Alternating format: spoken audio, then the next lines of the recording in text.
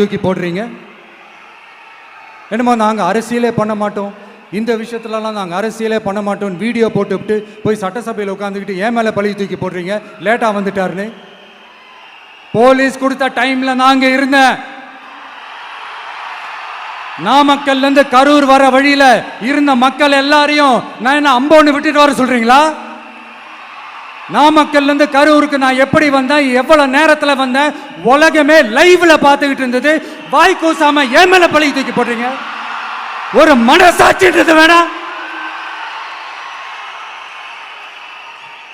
சரி, நீங்க தான் எதுவுமே பண்ணல சார், அப்புறம் ஏன் சார் 20 வருஷமா கரூர்ல மட்டுமே, கரூர் பகுதியில் மட்டுமே போட்டி போட்ட உங்களுடைய ஒரு அடிமைய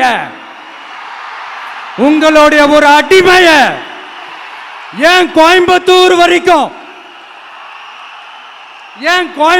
வரைக்கும் ஓட வச்சீங்க?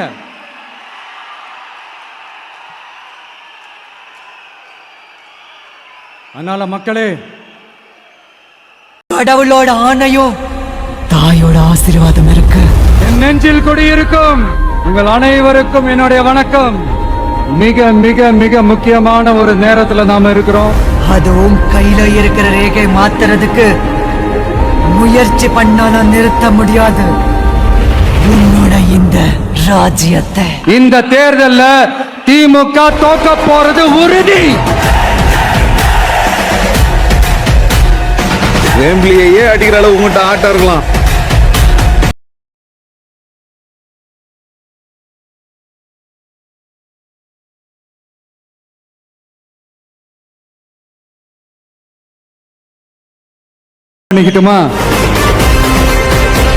The game is going to end now. ஒரு விசில் புரட்சி தேர்தலா இருக்கணும். You see, there is so much of chatter in the name of MS Dhoni. He is the only Bihari who is more popular than me in Tamil Nadu.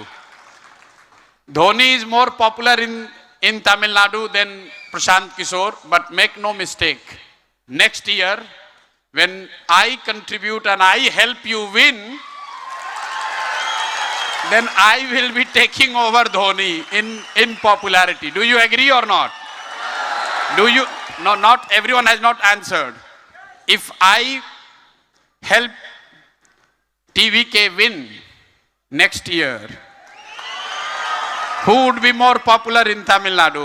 My fellow Bihari MS Dhoni, who makes win Chennai Super King every time, or Prashant Kishore? So you see, so I have my own battle to win. I have to become the most popular Bihari in Tamil Nadu. So I have to compete with Mr. Dhoni, who makes Chennai Super King win.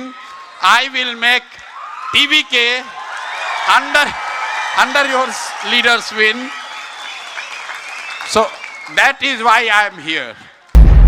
எதிர்காலம் வரும், என் கடமை வரும், இந்த கூட்டத்தின் ஆட்டத்தை ஒழிப்பேன்.